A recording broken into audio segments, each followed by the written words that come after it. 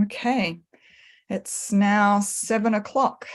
So I think we do have a pretty packed schedule, so I will get started.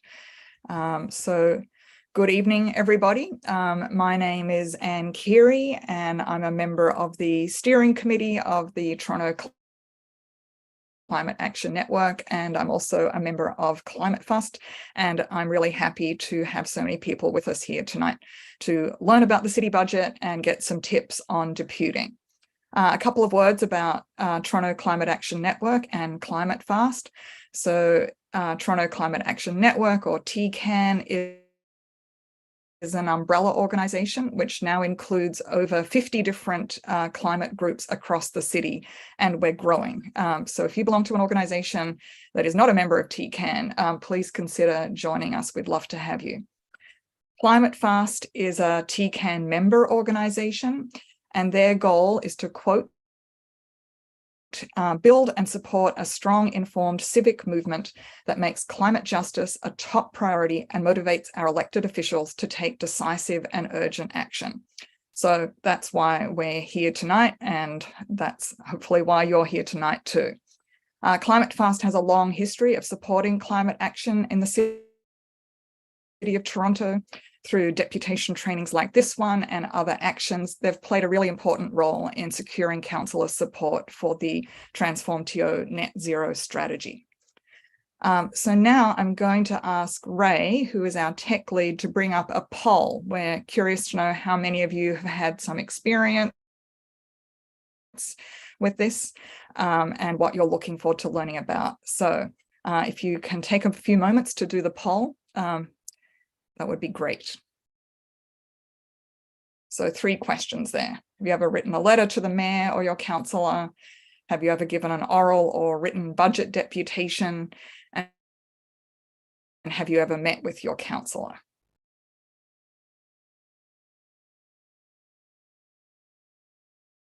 So please jump on the poll when you see it.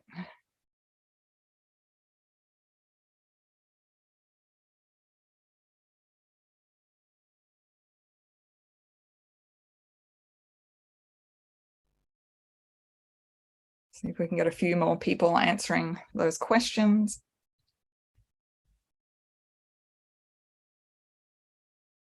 So it looks like a lot of you have written to the mayor or councillors.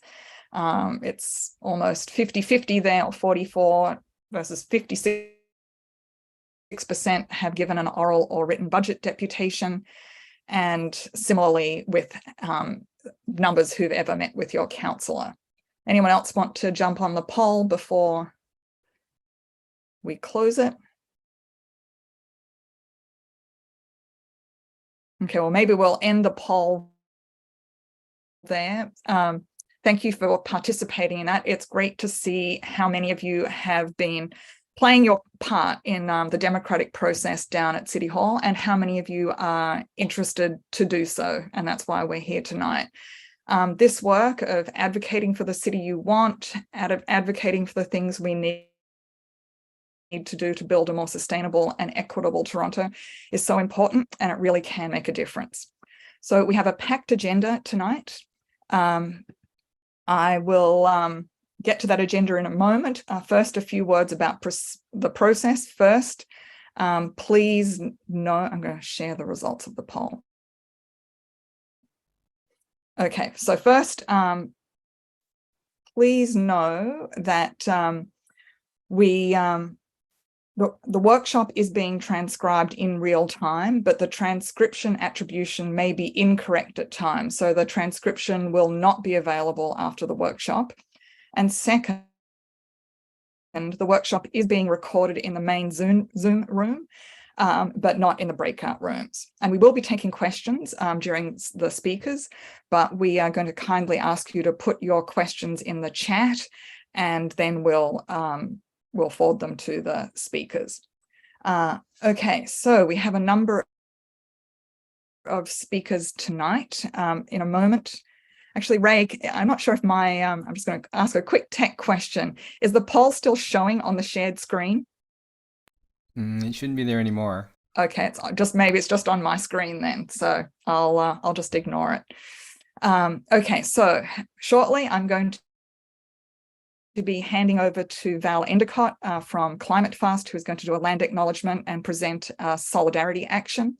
Then we're going to hear from Councillor Gord Perks for his perspective on the city budget. Then we'll hear from How-Sen from Toronto Environmental Alliance for their analysis of the budget. Then we'll hear from Lynn Adamson from ClimateFast for information and tips on deputing. We'll move to discussion in the breakout rooms, and then we will wrap up at 8:30. So with that, I will now hand over to Val for the land acknowledgement and solidarity action. Thanks, Sen. Good evening. I'm a member of ClimateFast. Just over a week ago, we were standing in a huge circle of people. We were offered a smudge and then tobacco to give as a gift to the land and water. The land was Eglinton Flats and the water was the Humber. Indigenous youth helped organize this protest to stop Metrolinx from clear-cutting a swath of forest and green space to make way for the Eglinton Crosstown's western extension, the light rapid transit. The protesters are demanding that with more imagination and political will, this LRT be put underground as it has been done elsewhere. Here I was participating in my own small way in the covenant of the Dish with One Spoon agreement between the Haudenosaunee, the Anishinaabe and allied nations, caring for the creatures and sharing the land and the water. Here I was more in touch than I usually am with the realization that this land is the ancestral home of many diverse Indigenous nations, and it is very much home to many Indigenous, Inuit and Métis people today. We're on Treaty 13 land signed with the Mississaugas of the Credit.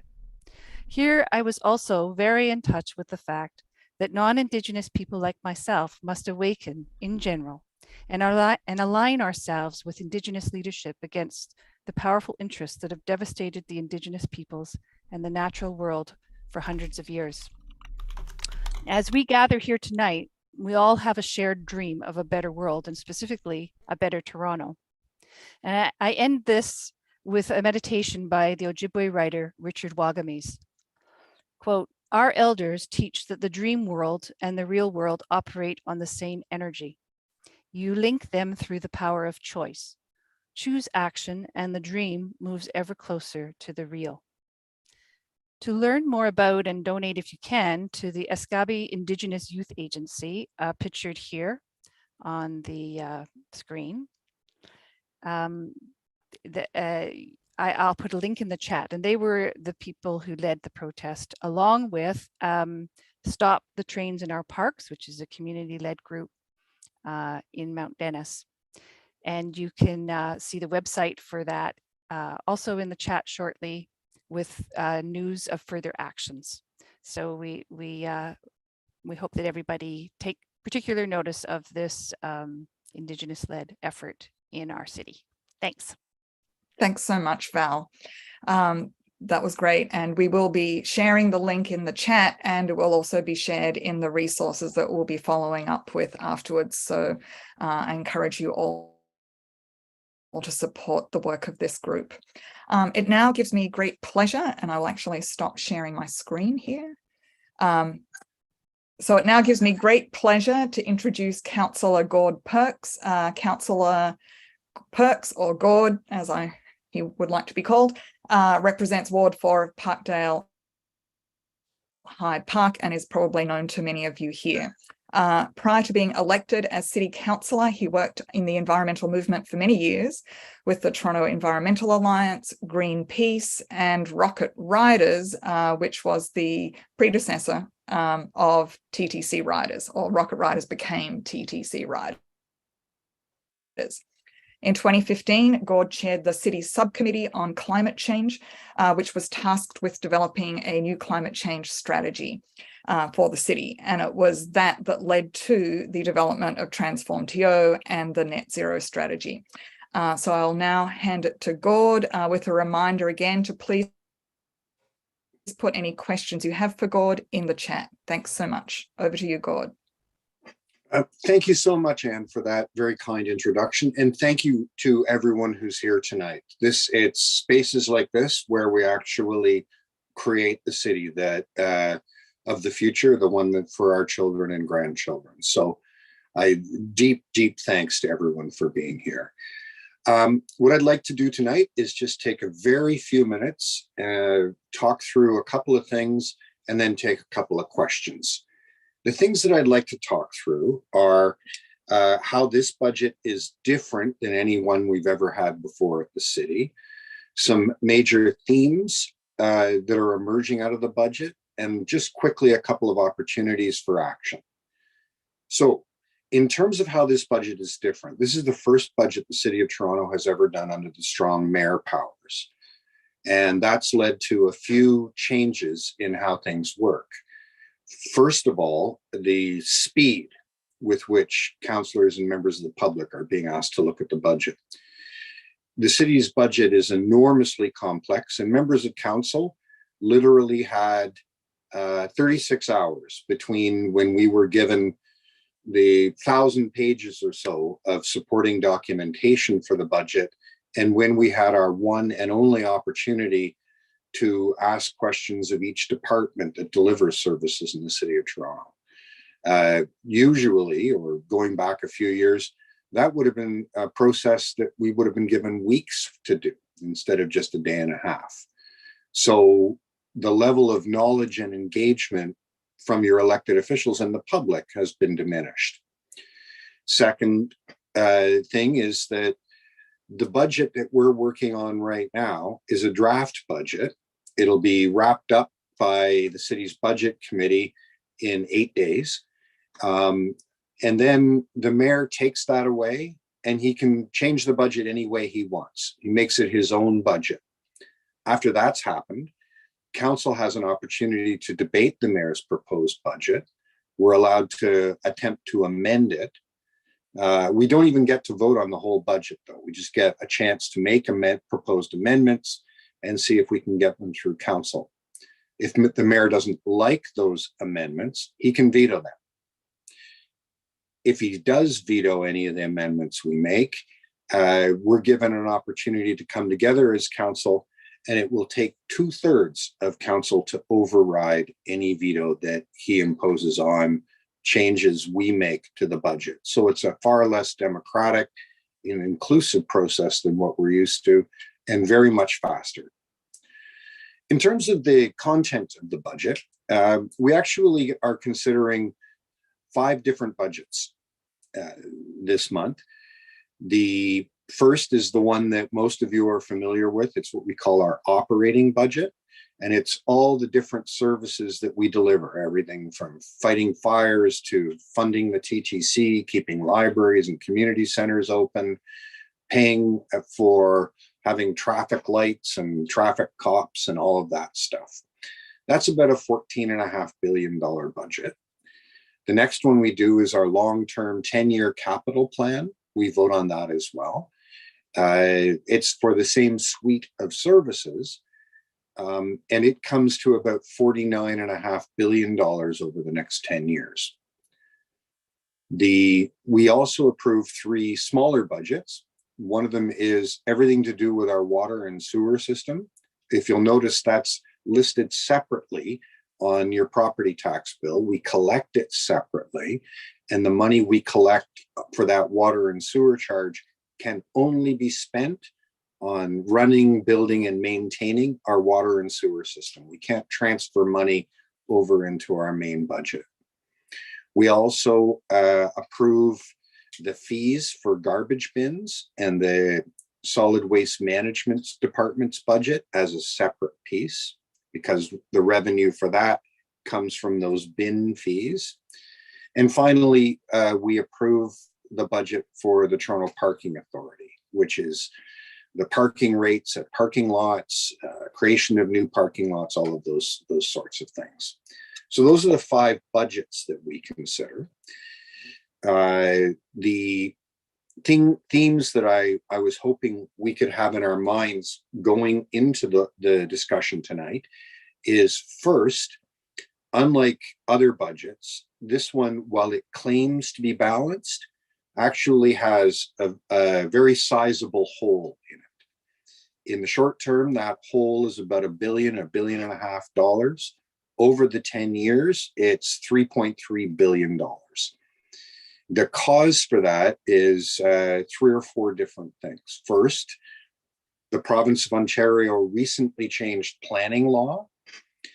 We were entitled to collect charges on new units that people were developing, either in small developments, adding a basement apartment, or all the way up to the big condominium buildings.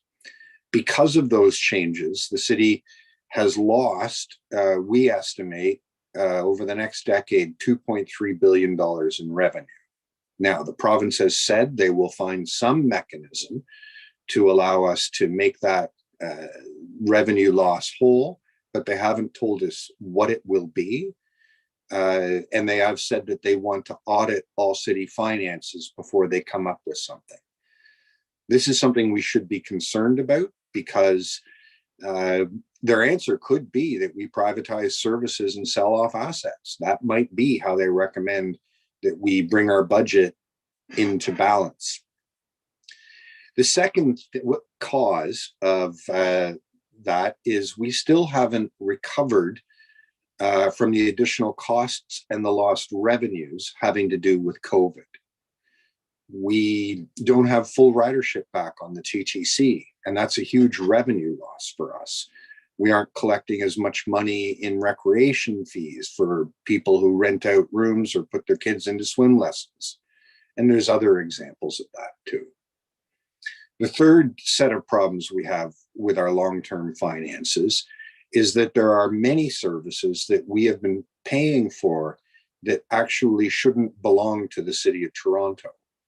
In the Canada's arrangement of who pays for what, the province of Ontario is responsible for health and housing costs. We, however, at the city have been picking up costs for homelessness, for mental health, for the opioid addiction and the poison drug crisis that's devastating the City of Toronto. And we still have outstanding asks of the federal government, who are supposed to be paying for the costs of refugees who come to Canada seeking shelter. The City of Toronto is still covering those costs, many of those costs. So that's our first theme, which is that we've hit a point where the city's finances are no longer sustainable. Some of that's intergovernmental, some of that's exposing years and years of keeping property taxes low. Many of us on council are arguing that it's time to change those relationships and give us what we call new revenue tools. Among the proposals out there are that the City of Toronto should get 1 cent or 1% on the sales tax to allow us to bring in the revenues to pay for the services we deliver. So that's our first big theme. Our second big theme is that it's a particularly cruel budget. It imagines hiring hundreds of new police officers, new special constables to ride on our TTC vehicles, and additional security guards working for the police service, working on transit vehicles, and working to clear parks of people who are homeless and are trying to find somewhere to sleep for the night. At the same time, we don't have a shelter system that is capable of accommodating everybody. We don't provide what we call respite care or warming centers for people who don't have homes during the day, except in only the most dire weather. So that cruelty, that investment in policing people rather than supporting their needs is the second main theme in this year's budget. And the final main theme, and this is one that obviously we'll get into tonight, is the budget does not look to a future with a changed climate. As Anne said at the beginning, many of us on council have put many years into trying to develop a climate plan for the City of Toronto. That plan has some short-term actions, some medium-term actions, and some long-term actions, but it commits us to being a net zero city by 2050. The actions that make the most difference, investing in getting all buildings, whether it's where you work, where you play, or where you live, as well as all city buildings, to be energy efficient and net zero, the money for that isn't in our budget. Changing our transportation system by getting people out of their private cars and onto public transit and getting them to ride bikes and walk more. While there are some things in the short term that are funded, the main backbone costs of buying 1,000 new buses and redesigning our streets so they're used differently, those are not funded. A few things are funded in the short term, but if you ask the TTC directly, do you have the money to buy new additional buses beyond what we've got and garage space to pay for them? They answered me just on Friday, no, they haven't put any money in the proposed budget for any of those expenses. While the transportation department does have a 3-year plan to add some bike lanes and do what we call complete streets, they don't have a budget to redo all of our arterial streets so that we privilege cycling, public transportation, and walking. So that's our third big theme for reviewing the city's budget. And with those themes and that introduction to the process, I guess the last thing that I wanted to do is just introduce a couple of thoughts on what's effective for getting heard at City Hall. First of all, communicating directly with your councillor, the mayor, and possibly any city councillors that you feel you have a relationship with or whose work you admire is the most important thing.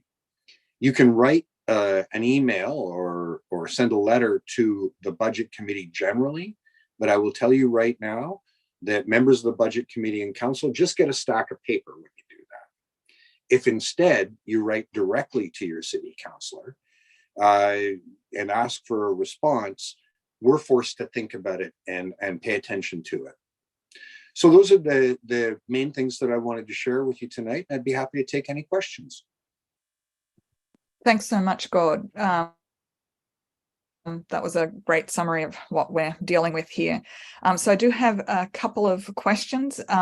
One question about revenue tools and what new revenue tools could the city introduce to help address the budget shortfall? If you want to take that one. Sure.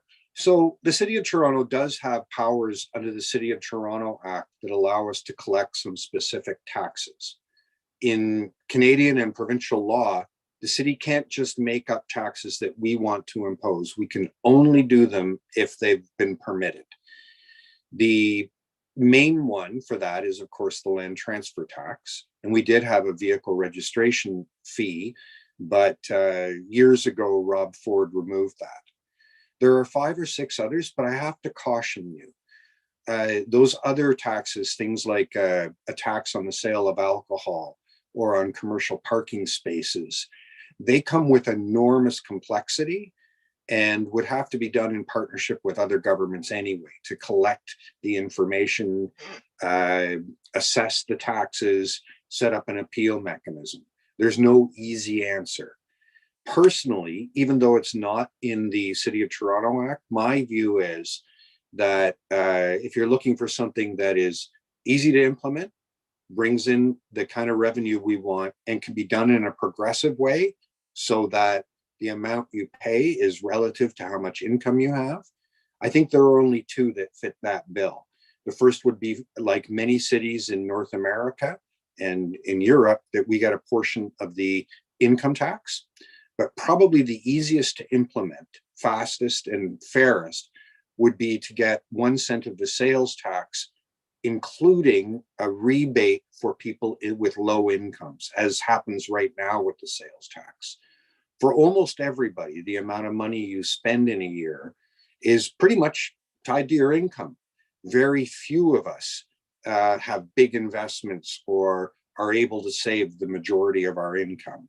So the sales tax, I think, is the best winner as a revenue tool.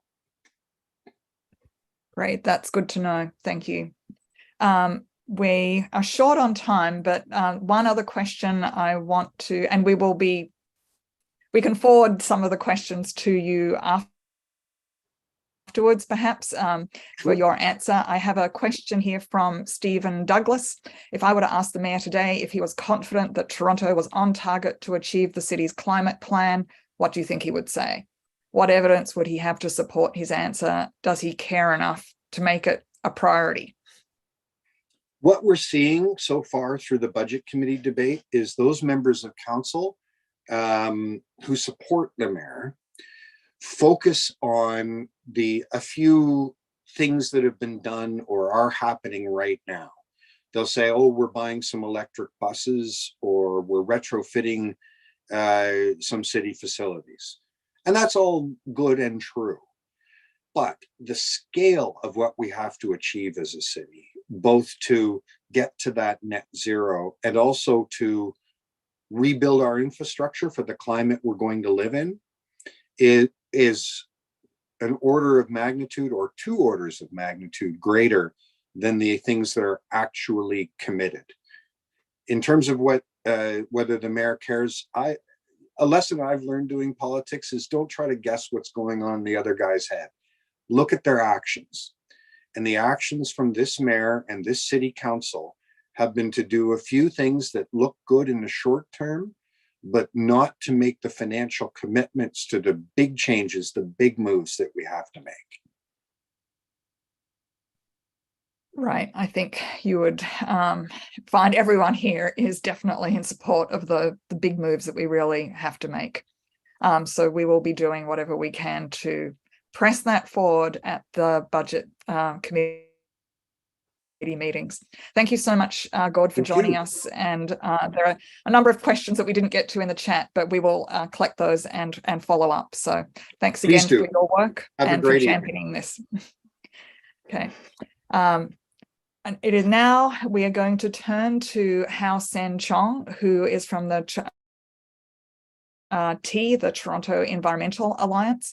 How-Sen is going to give us an analysis of the budget, looking at its implications for the implementation of the net zero strategy. How-Sen is currently holds the position of climate campaigner for T. He was a digital campaigner at Stand Earth. He worked under Indigenous leadership alongside environmentalists and citizens to oppose the Trans Mountain Pipeline on Coast Salish territory. He's also worked for the United Nations Development Fund, Greenpeace, Environmental Defence, and Indigenous Climate Action. So I will now hand over to How-Sen. Thanks, Anne. I apologize can everybody hear me all right, I hope? I apologize, everybody, for not being on screen. I seem to have picked up a bug. I apologize for that. So I would rather you not see my not freshest face on the screen. So thank you, everybody, for being here. Thank you very much for Councillor Perks for giving that excellent presentation. We are almost exactly in line with the councillor on a whole bunch of these particular issues and the councillor's assessment. So what I'll be doing today is going over a little bit of the background of Toronto's climate plans, and then go into Toronto Environmental Alliance's, or T's assessment of the plan as well. And it's a 6-parter. So we're just gonna go over here. Anne already gave a very, very generous intro to me, so you don't really need to hear about this portion. Just want to kind of take a bird's eye view. If you're someone like me and comes from this in terms of a climate perspective, in terms of a global climate perspective, why is Toronto important? Maybe a lot of people already know this, but really, it's important because Toronto is one of the most, it's the biggest city in one of the most influential countries in the world, and is arguably more important to Canada than New York is to the United States, just by percentage of the country's population. 1 in 6 Canadians live in this region, and it's also at the headquarters of some of the biggest financial institutions of the world. So one of the reasons why I decided to come back home, I'm from Etobicoke originally, and work at T is because I have a personal theory of change. If you can change Toronto, you can change Canada and make significant impact on climate action around the world. So there's a quick bit of a timeline here. Anne had already spoken about the work that Gord did. There's been the Transform TO plan that came out in 2016. The global climate strike in the fall of 2019. And then we had a climate emergency declaration in 2019 as well. And since then, the city has released several net zero plans, several short-term goals on how to meet those net zero plans. And it is itself a significant issue, and it's trying to solve this particular problem. These are greenhouse gas emissions from the Toronto Environmental Alliance, from the Atmospheric Fund. And you can see that, like, right now on the graph on the right, buildings, transportation are the largest sources of greenhouse gas emissions. But also, if you look at the 2020 and 2021 emissions, there was a dip when COVID started in 2020, and we're still kind of sitting there, unfortunately. This is from the city of Toronto. The city of Toronto does its greenhouse gas analysis slightly different. There's about a 1 megaton difference. 1 million ton difference, but you can also see here that most of the emissions reduction happened when the Ontario coal phase out occurred between 2001 and 2014.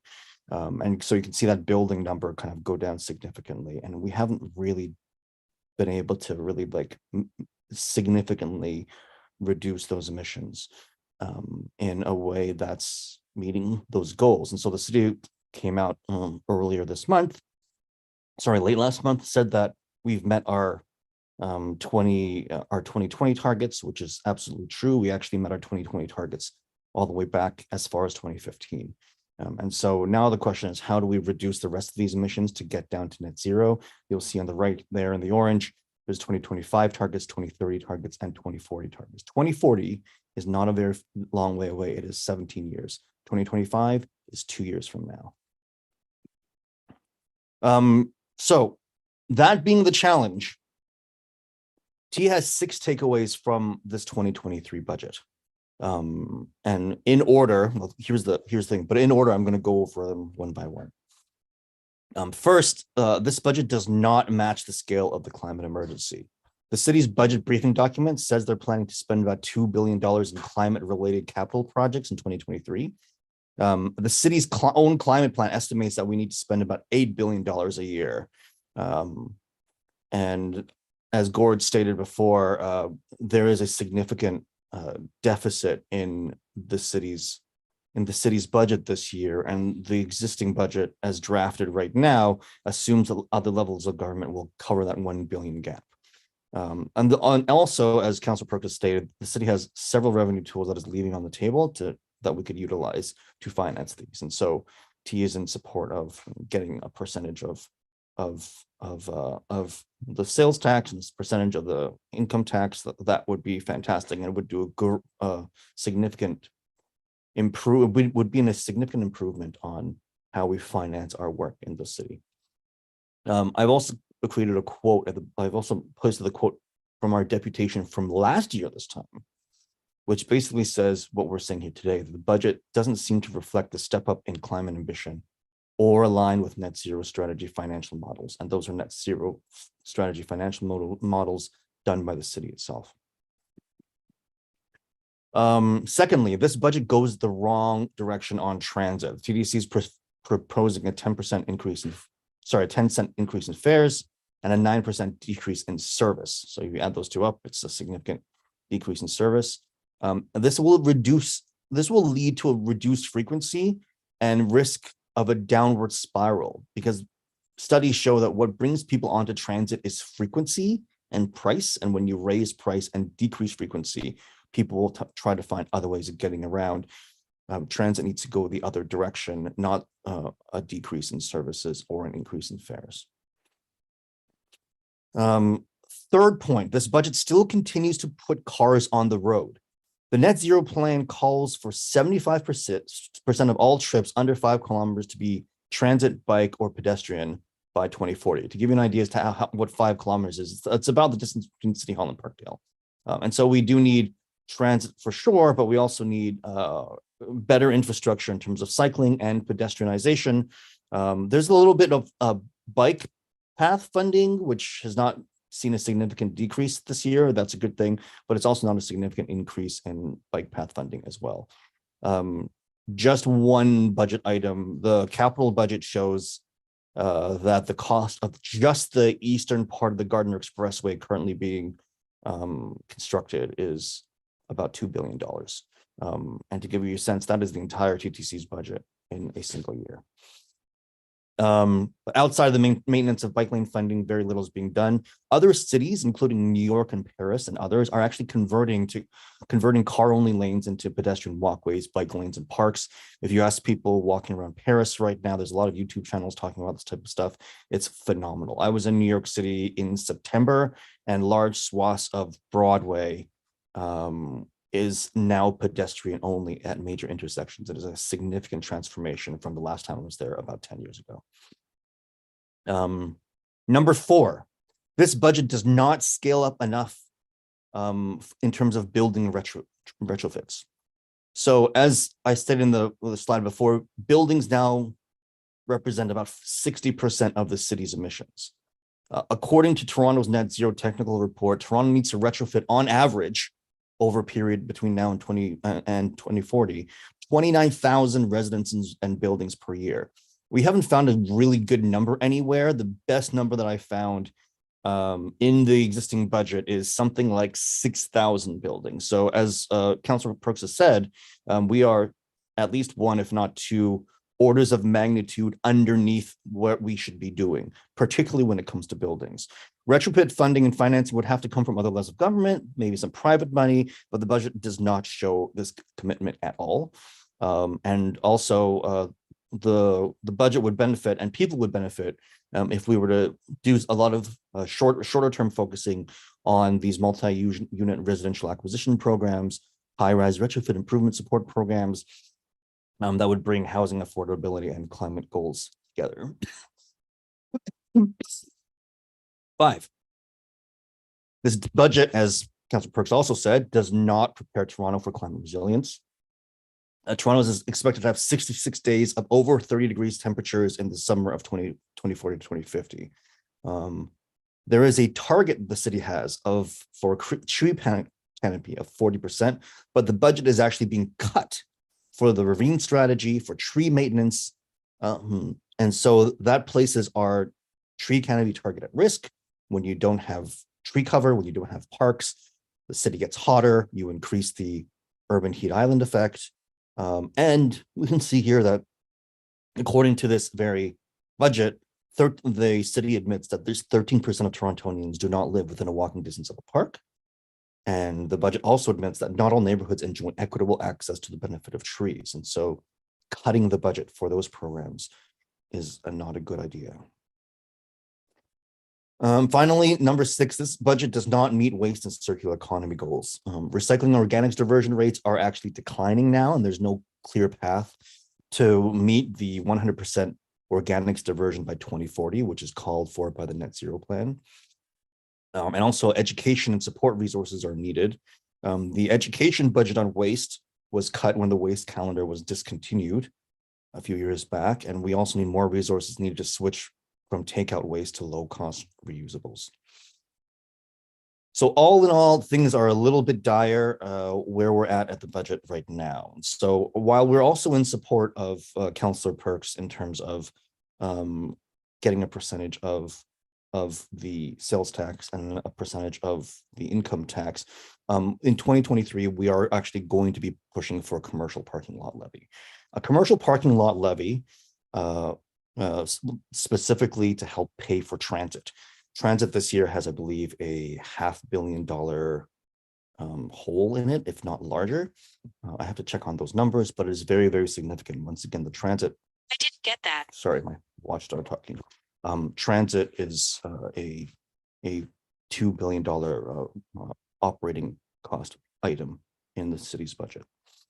A commercial parking lot levy is an additional fee placed on non-residential vehicle parking spots.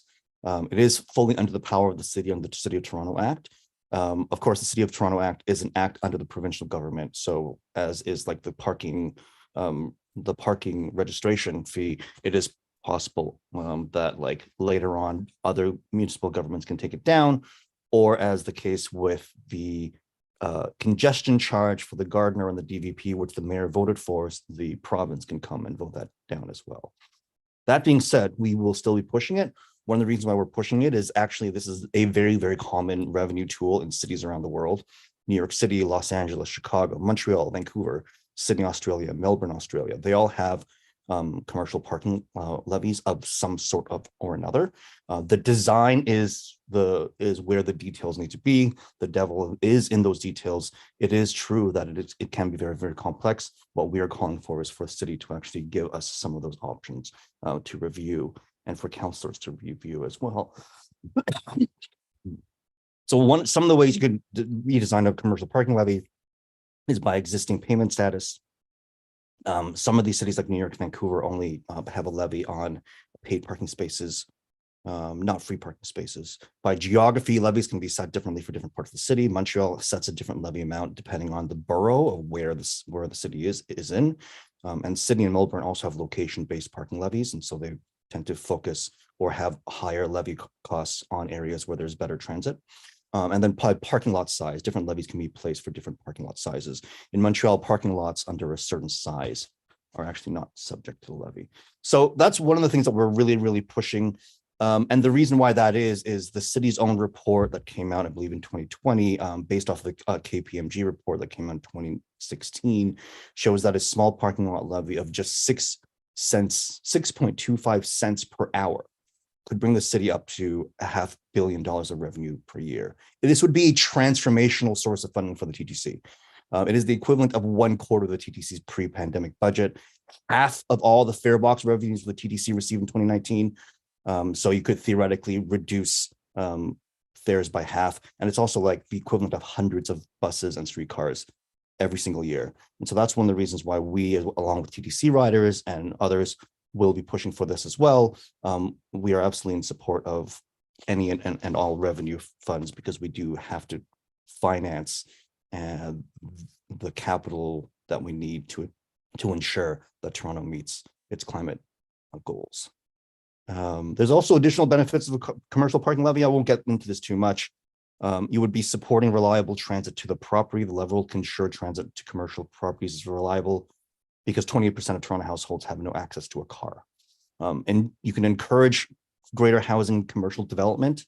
Parking levy could nudge and send a price signals to parking lot landlords to convert parking lots to mixed use housing. And the density of that mixed use housing could further support TTC ridership in a virtuous circle. More density, more ridership, more demand for density, et cetera, et cetera. And it would also discourage the negative impacts of paved space. A lot of paved spaces contribute to stormwater flooding and the urban heat island effect. There is, again, issues in terms of equity on this. Once again, you could divide in a different way. I grew up in Etobicoke. I drove around a lot when I was a kid. There definitely are a lot of small mom and pop stores with parking lots. We do have to consider the impact that it would have on them. But again, those stores do rely on transit to make sure that their workers and their customers get to their stores and get to their businesses as well. And so we have to ensure that we have good, reliable, frequent transit for those folks. So yeah, any questions? I encourage folks to chat. I appreciate the opportunity here to talk. I have also forwarded this presentation to Ray. So if Ray, you would like to chat there, and then if you would like to know more about T's analysis, I have just pasted a link to T's budget analysis in the chat. So thanks again. Cheers.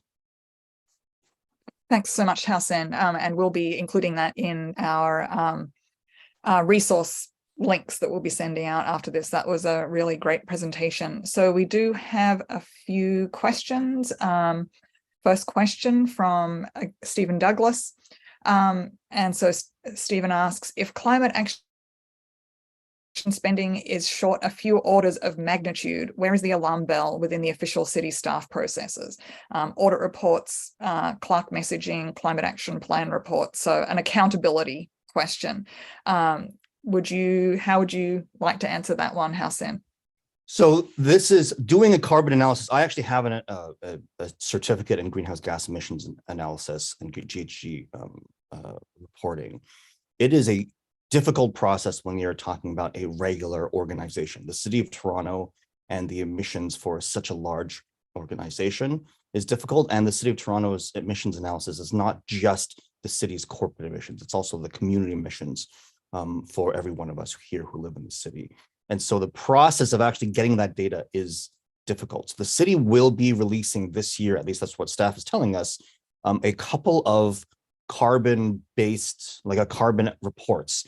So my gut feeling, and this is once again just a gut feeling, is the reason why we haven't, why it's not being ringing alarm bells is A, that data has not yet been released by staff, and B, the mayor's office is likely trying to reduce people talking, the number of people talking about this as an issue.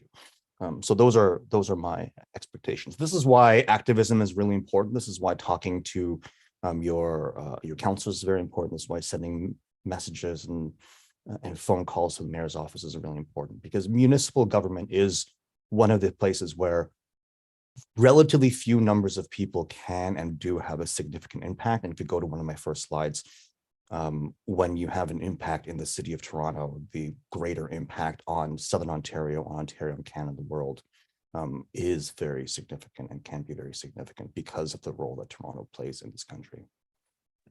Thanks, How-Sen. A good reminder that we are all very much part of that accountability process, for sure. So another question, this one from Ray. Ray asks, could the city introduce a no food waste law for grocery stores and restaurants as other cities have done? I don't know the answer to that question. Emily, who's our waste campaigner, would probably have a better idea as to whether or not that's a possibility. The City of Toronto, unlike many municipalities, like for example, in the United States, it gets its power from the provincial government, which gets its power from the federal government. It's basically a holdover from colonialism, basically, where it's just like the King of England wanted a great amount of control over this after losing the Revolutionary War with the Americans. And so, unfortunately, if it is, it may be possible, but I just don't know the answer to that right now. Okay. And then thanks, How-Sen. And a question from Jay. How about retrofitting parking lots to permeable formats? Yeah, that is possible. We're not against that. That would be actually quite helpful. The question is there enough funding for that? And we do not see significant amounts of climate resilience funding in this budget. Is that something, I'm just sort of following up, is that something that could be potentially factored into a commercial parking levy?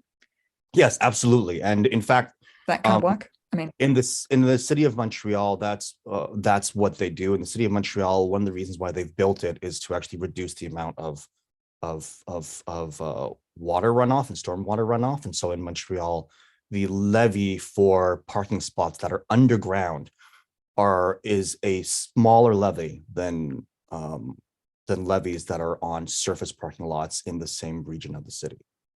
And so, yes, that's like that can be part of the design. And it's one of the reasons why what we're pushing for this year is for staff to actually come up with design options for city council to debate and ultimately to implement sometime in the next year or two. Great. Thank you, How-Sen. I think we are out of time to answer more questions, but we will be collecting these questions and passing them on. So there will be opportunities for you all to receive answers. There's certainly a lot to discuss here, but I do want to keep us on track. And so our next presenter is Lynn Adamson. So I'd like to introduce Lynn. Lynn is the co-chair of ClimateFast, and she's also a member of the steering committee And any of you who know Lynn will know that she is a tireless advocate for climate justice and climate action in this city. And Lynn is also a very experienced deputant and has run a number of deputation trainings in the past as well.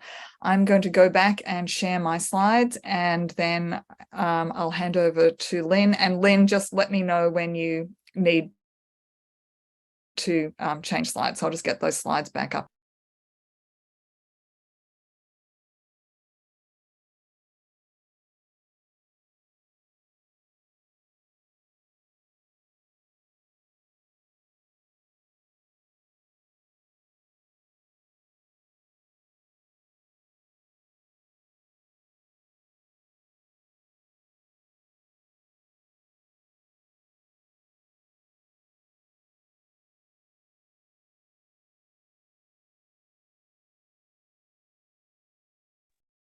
Okay, Lynn, over to you.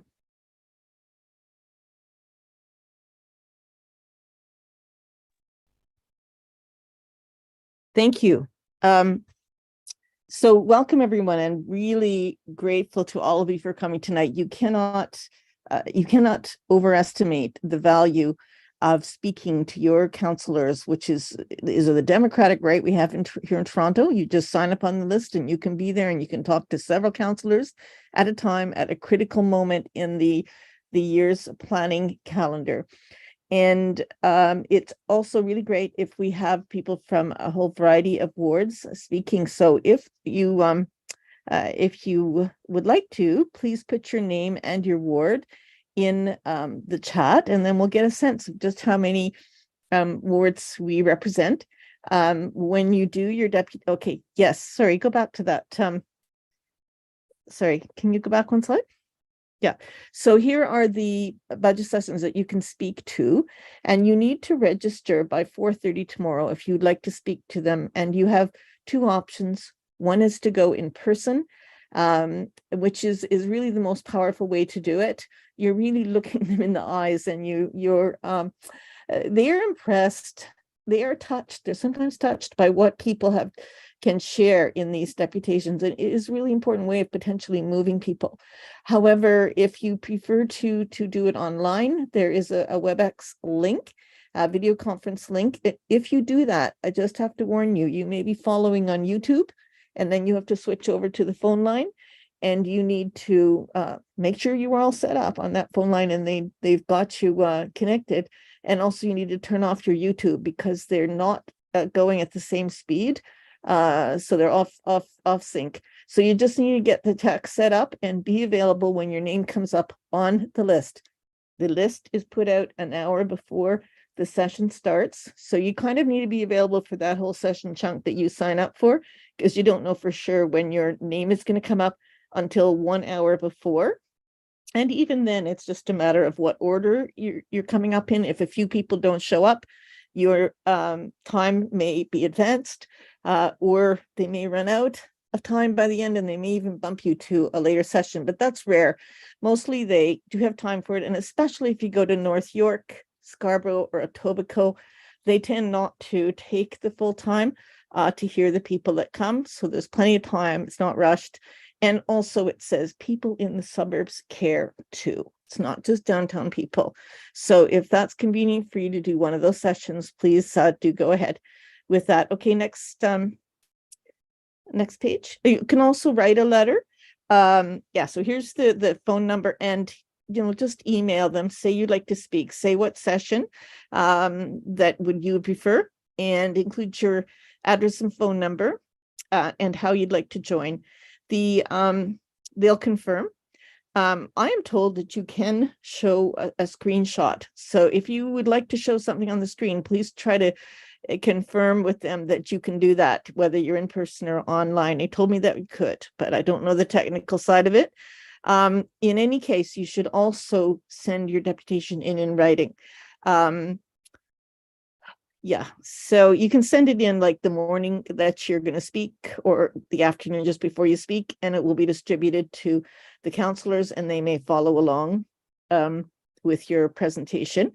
There we go. Okay, so And you can, if you don't get your letter done in time, you can send it up for a few more days. I recommend sending by the 23rd at the latest, because the 24th is their budget meeting. That's their final meeting of the budget committee. So any changes, that's the place where changes are likely to happen.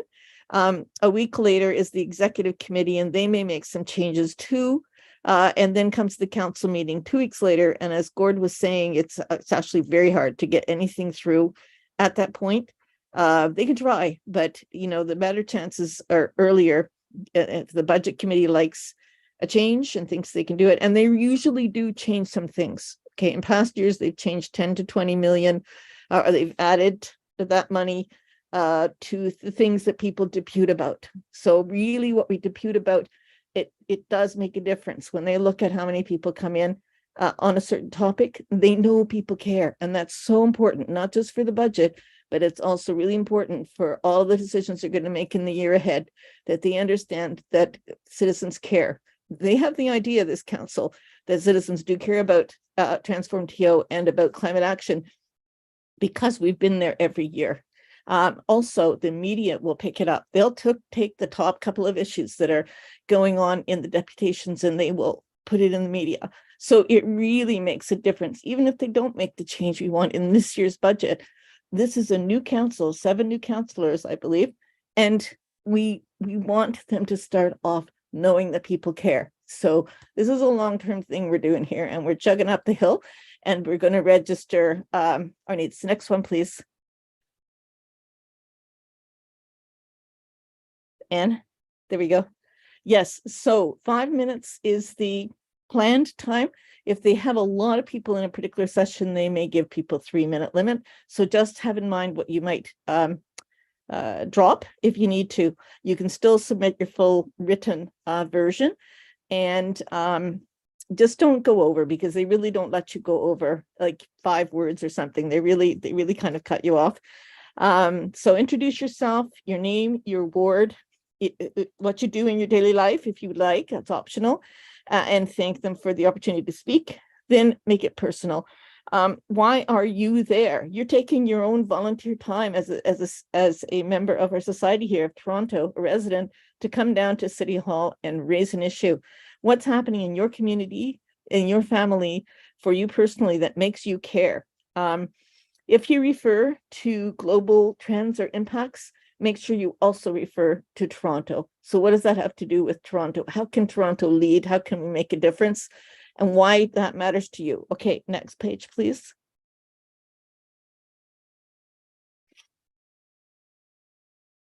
So you're going to have to pick a few issues. So even though it's 5 minutes, you can't cover everything. So pick a few things that you want them to know about what you care about.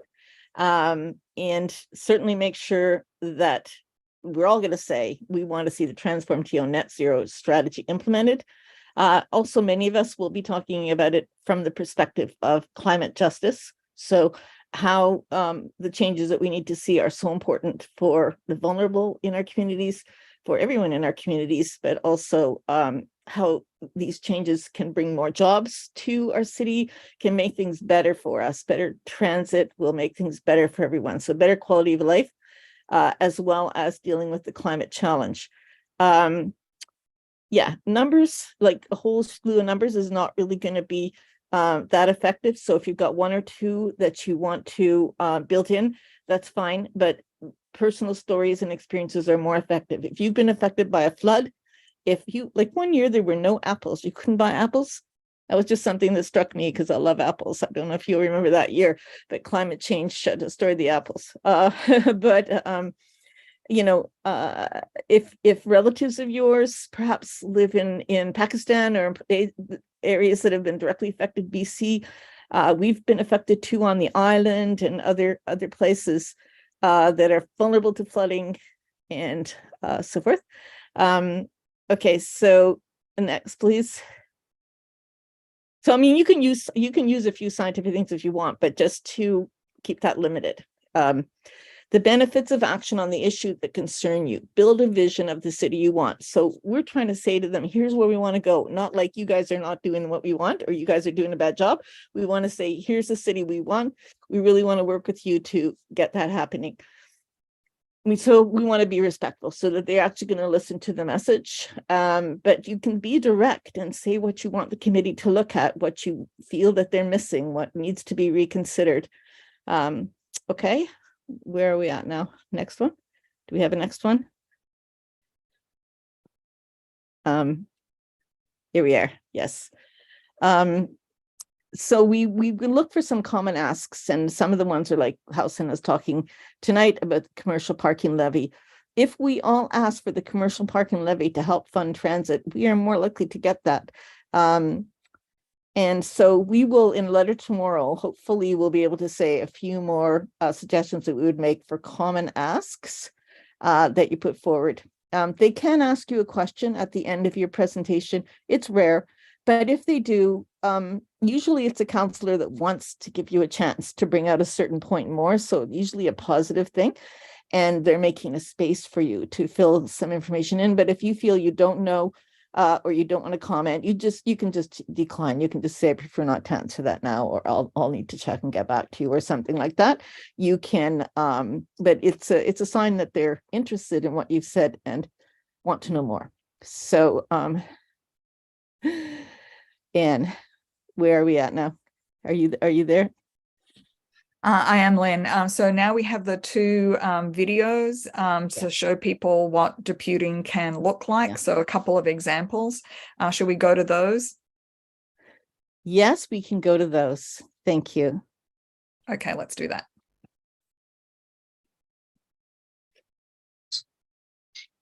The strategy in front of you today makes it clear that buildings are the source of over half of the city's greenhouse gas emissions, which makes it absolutely essential that the city implement a strong program of retrofit and energy conservation across all building sectors, regardless of pushback that can be expected from those who want to maintain the status quo.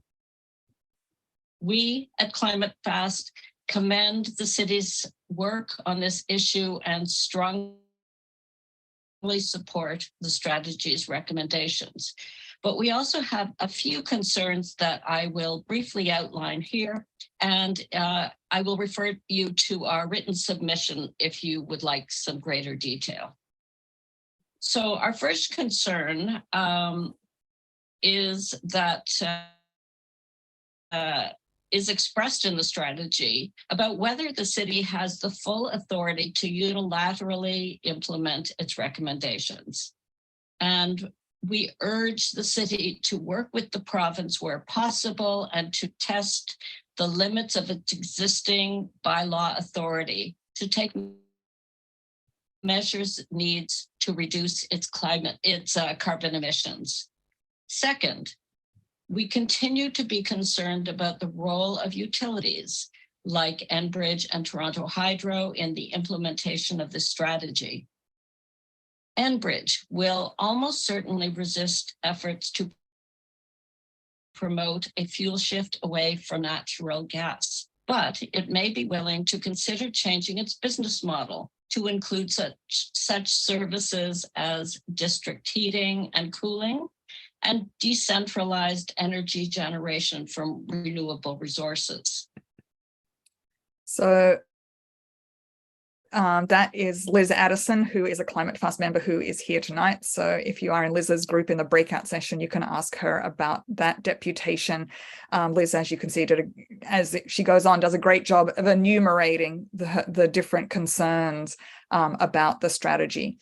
Liz, Can I add to that something, Anne? Sorry, yes. jump in, but just to say that you can see that you're not even on the screen in this, so I'm not sure. I presume that'll be the same time this time. They're hearing you, but they don't see you. So again, it's something about the WebEx system, I believe. So unless they've changed it, that's the way it'll be. Also, she was not speaking to the budget specifically. It was a deputation on the net zero strategies to reach net zero by 2040. but it gives you the kind of tone of it and what it might look like and what it might feel like. And so we have one more. Sorry, go ahead, Anne. Right. So the next one, as you'll see, is an in-person deputation, and it's another excellent deputation to the TTC Commission. Oh, sorry.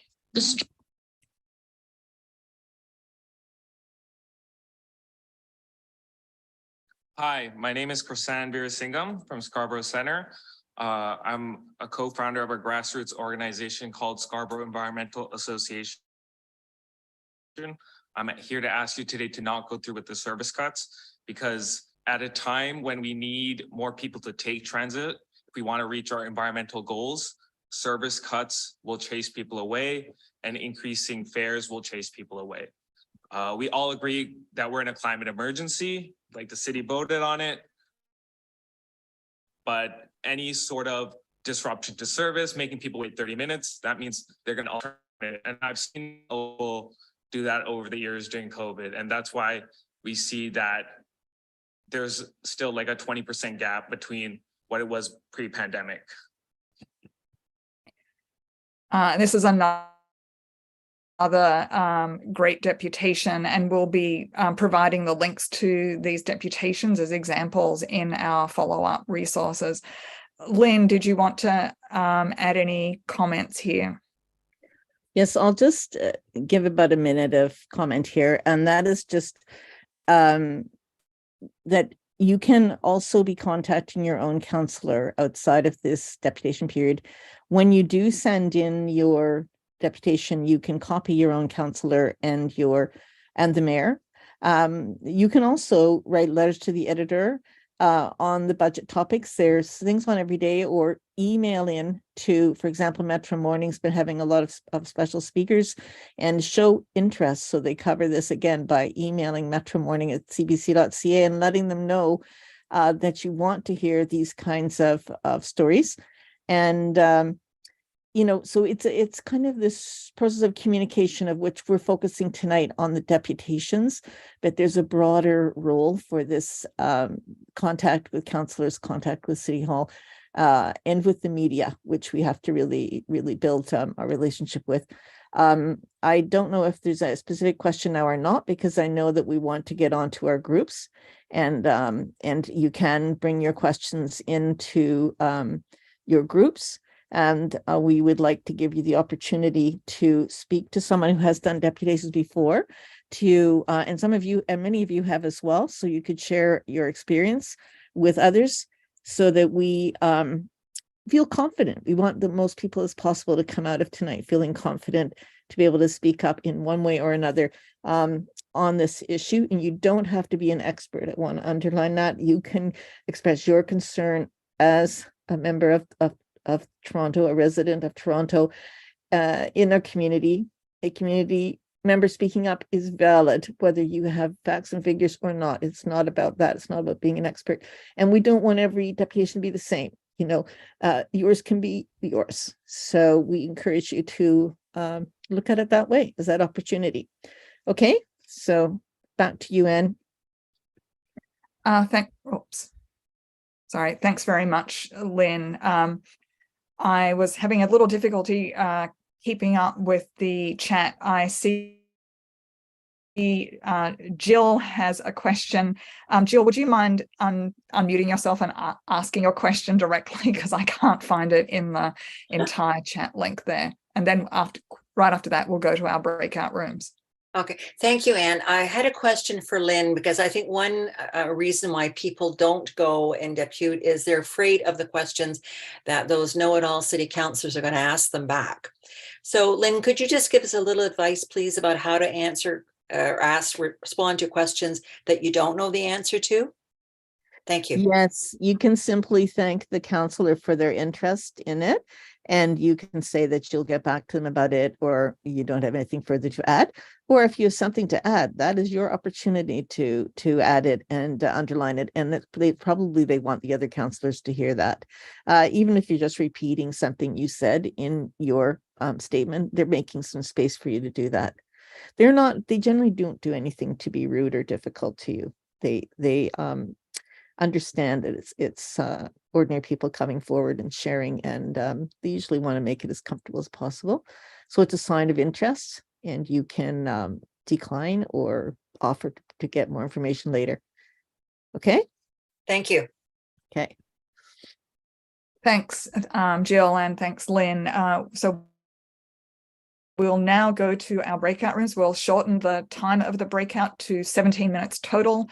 So I will ask Ray to whirl us into our breakout rooms. Thanks, Ray. Hi, everyone. Looks like we are now back in our main room. I hope everyone had an opportunity to ask and answer some questions. I know there's just so much to discuss, and we could all be talking about this for so much longer. Perhaps just a quick go around from different facilitators about things that came up, or any other questions perhaps that people have. So facilitators, Jill, I'm just going to call on people. Do you want to say anything about the discussion in your room? Unfortunately, we got cut off a little bit, so I would appreciate if I could have maybe 2 or 3 more minutes in terms of getting from the group what they're planning to depute on. But I think the one question that we didn't have an answer to was, if you're going in person, is there a requirement to be masked at all? We don't know about that, do we, or do we? That's a good Masks question. are optional everywhere right now. Okay, so it's optional? So Okay. it's up to you if you want that protection. Yeah. Great, okay. And then there was some question about whether it's better to go to the local ones versus the one down at Toronto City Hall. And my suggestion to the group was to say, most of all, depute. Whatever is easiest for you to get there, depute. But And local ones are less Yeah. populated, and they send the message that the suburbs are concerned also. That's right. And your councillor is less likely to be at the city hall if they're not from there. You're They're more more likely to be see the your local. actual councillor at your local one. Yeah. But if we could have maybe 2 or 3 minutes just to go back and go through the rest of the group. I just was able to canvass one person, and we have 1, 2, 3 more persons that we'd like to hear from. Maybe could we do that in a couple of minutes after we hear from I'm each fine group? if the group is fine. Yeah. Well, I'll have to ask Ray about overtime. I would understand that we're due to finish it at 8:30, which is a minute from now. I agree. I don't know if it's possible for people to stay on if there's interest in that. Ray, I'm going to defer to you on that. Or if we can have another 5 minutes. The other piece could be if they wanted just to put it in the chat back to you. Yeah. Yes, thank you, Laura. That was the suggestion too I was just making. Okay, So that if sounds Laura great. and Patrick and Jacinta could put it in the chat, that'd be great. Okay, great. Thank you. My apologies. No problem. I'm thinking that we won't have time if we're going to be finishing at 8:30 to hear from everybody. So I will ask people to share further thoughts in the chat and to stay in touch. I'm just going to quickly share my final screen with a few more pieces of information. Just a second.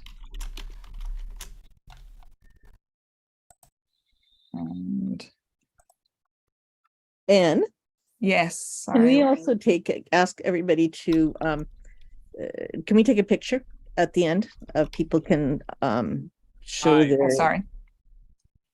Yeah, let's do that. I'll just quickly share this last piece of information here about a few more. There are some town halls being held at the same time this evening. But as Brian was saying in our group, it's also another really great opportunity to interact with your councillor and let them know you care about these issues. So tomorrow evening, Chris Moyes and Osma Malik are having a budget town hall at Toronto City Hall in room 4. And also at 6:30 p.m, Amber Morley and Stephen Holliday are holding an online budget town hall, and we'll include the details in our follow-up email. And then on the 31st, Josh Matlow is having one in the library. So just to let you know, please send any follow-up questions to ClimateFast at that email, and encouraging everyone to stay in touch through the ClimateFast and TCAN newsletters. And again, we'll be sending those information about all of that in our follow-up email. So at this point, I'd like to thank everybody so much for turning up and showing that you care. And I hope everyone is feeling encouraged and motivated to depute, because as Lynn and everyone has said, it truly does make a difference. We move people, and that absolutely counts. And if we're following How-Sen's theory of change, what happens in Toronto, change happens in Toronto, change happens in Canada. And it really does matter. So thank you all for coming.